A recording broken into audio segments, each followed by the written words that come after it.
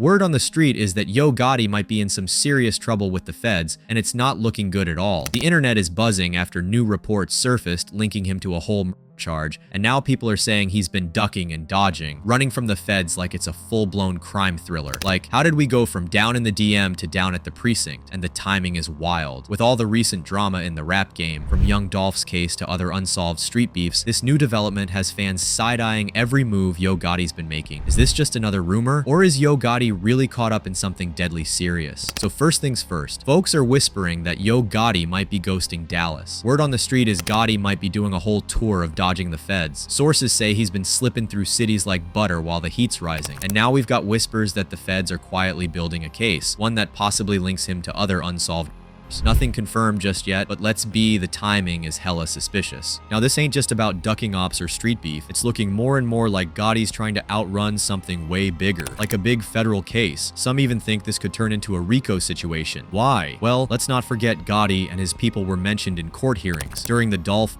trial. One of the suspects, Cornelius Smith, allegedly said that Big Juke, Gotti's late brother, called the hit. The lawyer in your case got $50,000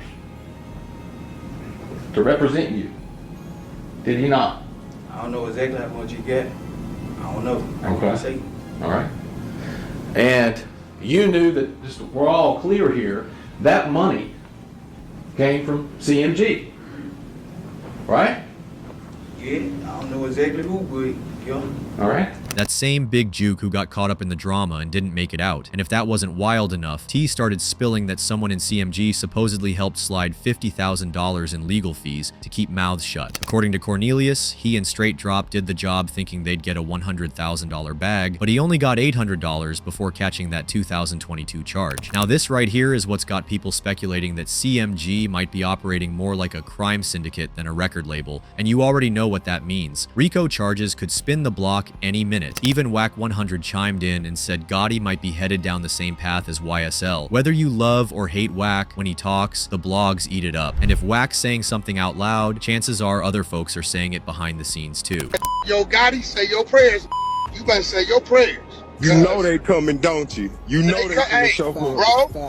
Hey, bro, that nigga got up there and said... Hey. To play devil's advocate, some say Gotti's not hiding. He's just on business. He did go to Dallas to sign a rapper named Zillionaire Doe and expand CMG Austin on the gram, looking all unbothered and grinning about opening a new CMG office out there. But let's keep it real. Nobody's buying that. It's just music meetings and handshakes. Gotti's name has been tied to street dudes for years, especially ones who allegedly deal with some serious weight. We're talking heavy connections that go beyond hip-hop beef. And here's where it gets risky. Texas feds don't play. Dallas authorities move in silence, build airtight cases, and when they're ready, they don't knock, they kick doors in. So if Gotti really thought he could just waltz into Dallas, set up shop, and act like the Dolph situation didn't leave blood on the concrete, that might have been a fatal misstep, because the feds, they watch everything. Now, there's no official statement yet, but people are putting the pieces together. With all these mystery Gotti ducking city to city, some even say country to country, everybody's asking, is he avoiding the streets or running from the law? Let's not forget, Gotti was one of Dolph's loudest haters. Dolph told us plain. Gotti tried to sign him, flash some money, throw him a whip, but Dolph said nah. When Yo Gotti was trying to sign Dolph.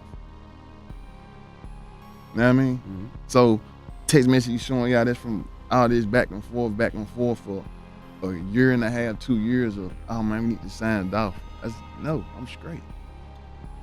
I'm straight, bro. And ever since then, it's been tension in the air. And now, after losing his brother Big Juke to this madness, Gotti might be next on the list. Because at the end of the day, this all spiraled from one thing, Dolph's power. Not just in music, but in the streets, in the community. He was Memphis royalty, and Gotti knew it. From the minute the word hit the streets that Dolph was gone, the whole vibe in Memphis shifted in an instant. This wasn't just another rapper getting caught up in beef. This was a full-blown tragedy. Dolph was the people's champ, a real hometown legend. And Memphis was not letting that slide. Ever since Dolph got taken out, his circle been moving real militant. They've been putting pressure on anybody who even whispers Dolph's name the wrong way. See, Dolph wasn't just some flashy rapper throwing money around. He was in the community. Hands-on. Real life. He didn't just rap about the struggle. He was out here helping folks still living it. So let's get one thing straight. This ain't just about street politics or rap beef. This was a real one, gone way too soon. A family man, a provider, a protector, a king in his city. When Dolph got down, it sent shockwaves through Memphis, and that pain still lingers. Bodies started dropping one by one soon after Dolph was gone. You'd think it was a movie, but this was real life. The very first person who got caught in the aftermath was a dude named Darian D. Money Childs. Now let me tell you, he wasn't a rapper. He wasn't in the streets like that. He was a comedian.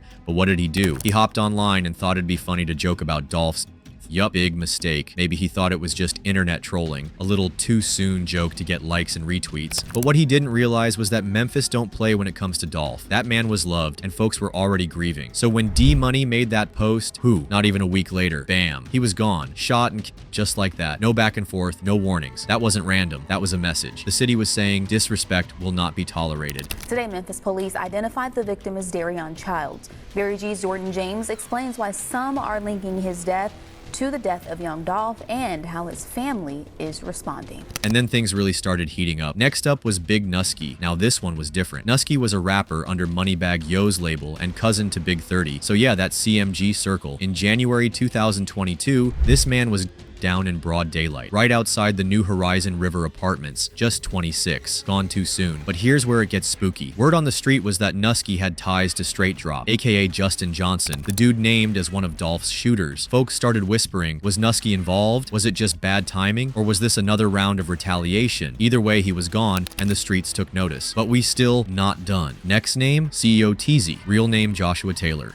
Now listen, this man wasn't just another affiliate. He was deep in it. A high-ranking member of the Trolla Mafia, one of the most feared gangs in Memphis. And from what the streets were saying, TZ had been on folks' radar ever since Dolph was hit. Well, on June 14th, 2023, it all came to a head. Cops got a call to Spotswood Avenue, and what did they find? TZ's lifeless body slumped in a car outside a church, shot up. And get this, the police believe he'd been there overnight, just sitting. Another name off the board. This wasn't beef anymore. This was war. And then came Lotta Cash Desto. Now this one hit different. She was young, she was rising, she had nothing to do with no rap beef. Just a flashy, confident female rapper doing her thing in Houston. But on September 24th, 2022, her life was snatched. She was riding in a car with a friend when two men popped out and opened fire, right there at the light. Desto was hit multiple times and died on the scene. Her friend barely made it. Now everybody was confused at first, like, why her? She wasn't dissing nobody. She wasn't even in Memphis. But then the puzzle pieces dropped. Her father, none other than Hernandez Govan, the man accused of orchestrating Dolph's hit, the man who allegedly set it all in motion. So even though Desto wasn't involved, she paid the price just for being his daughter. And that's when it became crystal clear. This wasn't just a rap beef. This was personal. No one was safe. Not the friends, not the affiliates, not even the blood relatives. And it wasn't long before Gotti himself felt the consequences. For the longest time, people were saying Yo Gotti was moving like he was untouchable. Like his name would come up in whispers, his crew was out here catching heat, but somehow he stayed clean. But that protection, that distance from the drama, it didn't last forever. Because word on the street is, even Gotti's mama almost got caught up. Yeah, his actual mother was nearly a target. She made it out, thank God. But his brother, Big Juke, he wasn't so lucky.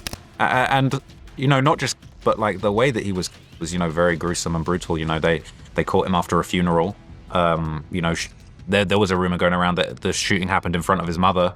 And, you know, the footage of Juke bleeding out on the ground was even circulating on social media. So it was a very gruesome way. And here's the part that's extra grim. Big Juke wasn't even out doing dirt. He was at a funeral, mourning someone close to the fam, OG Eric Balden. There's footage out there of him and Gotti at the service, posted up by the casket. But what people didn't notice at first, two dudes were in the background, low-key watching Juke's every move. They didn't act reckless though. They waited. They were patient. And when the repass happened at Paranance Restaurant and Event Center on Winchester Road, that's when they struck. Yo Gotti didn't show up to the repass, but Juke did. And reportedly, Gotti's mom was in the car with him when they left. That didn't stop anything. As soon as Juke got in the car, bullets started flying. The car got lit up right there in the parking lot. Somehow his mom made it out alive, but Juke was hit bad. They rushed him to the hospital, but it was already too late. And y'all, this wasn't just some random altercation. Cameras caught a white SUV, no license plates, peeling off after the shooting. Witnesses said it was a white Ford Explorer with black rims and tinted windows. This was a full-on hit, not a botched robbery, not mistaken identity. Whoever did it knew exactly what they were doing. One person even wrote, "Whoever touched Nar Juke some veteran step has because it wasn't sloppy and they still free." Now let's be honest, Juke wasn't just a random target. He had a rep in the streets, especially for mocking young Dolph after he was